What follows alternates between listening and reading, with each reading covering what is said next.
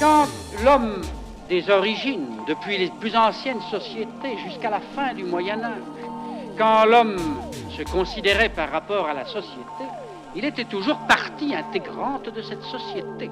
Il n'était pas distinct d'elle, il avait sa place, son poste, et il vivait toujours voyez, en art, par exemple, dans un relatif anonymat. Puisque je parle spécialement d'art, eh bien, vous savez très bien qu'encore au Moyen-Âge, il ne vient pas la pensée de l'artiste, sauf dans des cas bien connus et assez exceptionnels, il ne vient pas la pensée de l'artiste de signer son œuvre, personnellement. Il est anonyme, il est un bon ouvrier dans une grande œuvre collective qui est l'œuvre de l'humanité de son temps. D'autre part, nous savons bien la difficulté que nous avons souvent à authentifier les primitifs à cause de cela.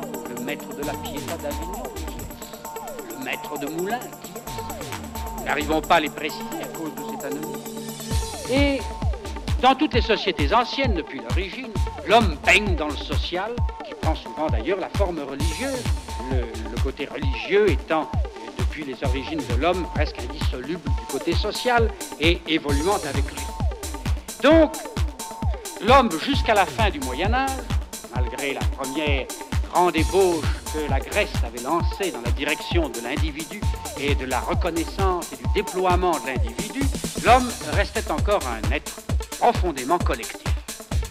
Le catholicisme a toujours gardé la marque de sa splendeur qui correspond à ces siècles du Moyen-Âge, et il est resté toujours éminemment collectif, se réclamant d'ailleurs de cet esprit collectif.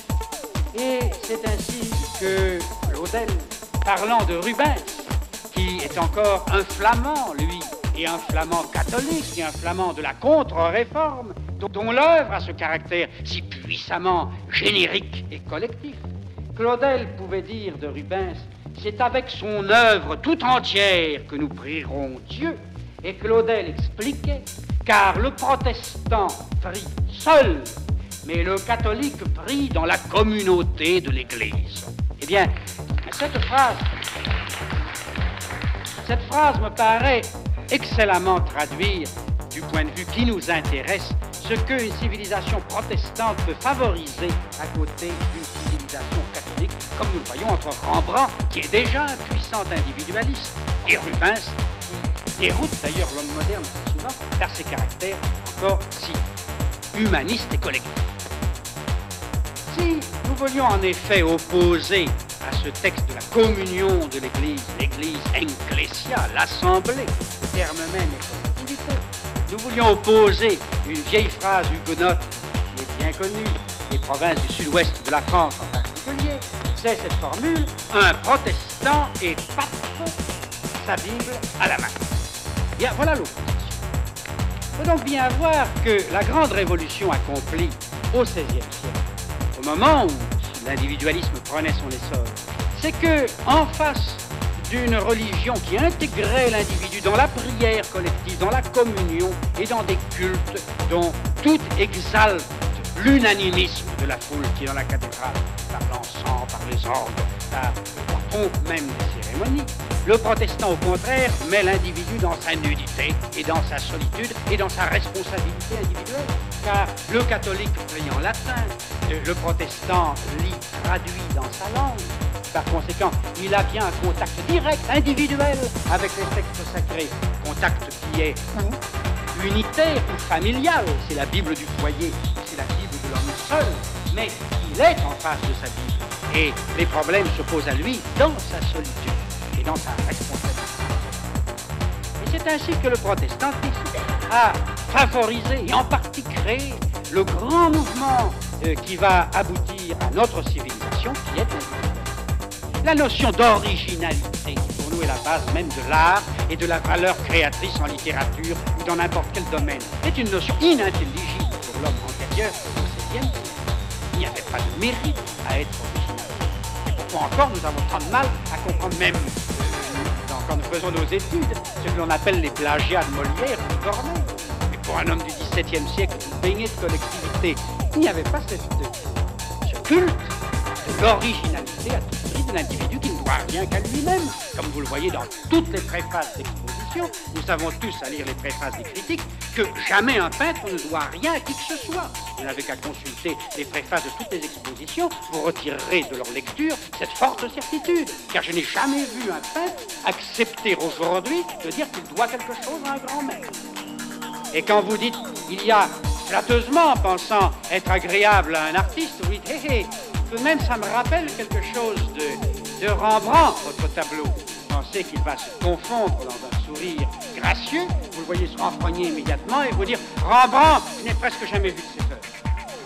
Eh bien, cette originalité qui fait le paroxysme du culte de l'individu, il a abouti à tous les caractères de la civilisation moderne. Originalité d'abord, et puis en dehors de l'originalité, la solitude. Ce drame de la solitude qui n'existe pas dans les littératures anciennes, et que nous voyons éclore avec le 19e siècle, avec Chateaubriand, avec tous les romantiques, l'homme seul, l'homme solitaire, parce que s'il a voulu conquérir son indépendance et ne devoir rien qu'à lui-même, en même temps il se trouve dans sa solitude, en face de l'univers et en face de la nature. Et alors, à ce moment, le drame moderne se joue, ce drame qui s'ébauche dès le 17e, d'ailleurs, chez un homme comme Pascal, que nous sentons très bien oscillant entre un individualisme original et puissant et dévorateur, et d'autre part, la forte assise dans laquelle il se réfugie, justement, de la collectivité chrétienne et catholique. Eh bien, cela, on le sent très bien, et le 19e en a été dévoré. Or, un protestant comme Van Gogh en sera dévoré plus que tout autre. Il est déjà homme de la fin du 19e, au bout de ce drame de l'individu qui aboutit au même moment à Rimbaud. Et en plus, il est protestant, c'est-à-dire que cette solitude, pour lui, s'accroît non plus d'un sentiment de solitude seulement, mais s'accroît d'un sentiment de responsabilité morale.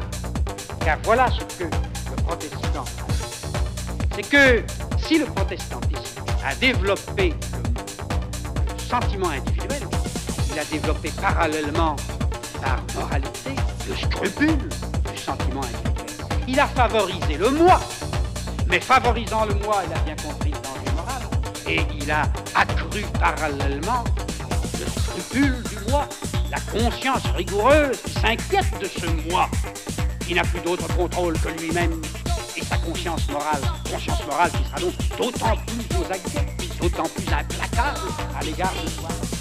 Et ce drame-là, on ne peut pas comprendre Van Gogh si on ne le voit sous cet angle.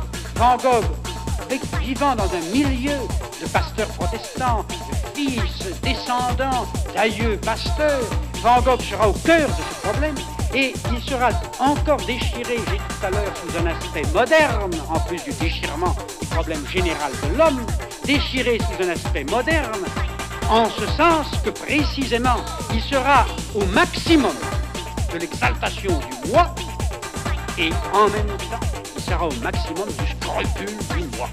Et c'est ce qui va créer chez lui ce que la psychanalyse moderne a tellement généralisé, ce qu'on appellerait aujourd'hui un complexe d'échec. Parce que il fait deux choses discordantes. Il ne peut pas se retenir de développer en lui ce qui est le plus lui-même, la substance la plus intime, la plus valable de son individu. Et à mesure qu'il le consacre, il se sent pris du vertige de sa responsabilité. Et il voudrait obscurément s'appuyer sur quelque chose, ne pas être dans cette pointe extrême et vertigineuse, dans une pareille solitude. Et c'est pourquoi, vous le voyez, il compense, et cela encore est très protestant, il compense par l'amour. Car à partir du moment où l'individu est tellement unitaire, il faut qu'il rejoigne les autres et Dieu par un acte qui vient de lui-même, qui est Dieu est amour, cette phrase fondamentale. Et Van Gogh va l'éprouver comme Rembrandt. Vous voyez ce problème, Van Gogh, Rembrandt.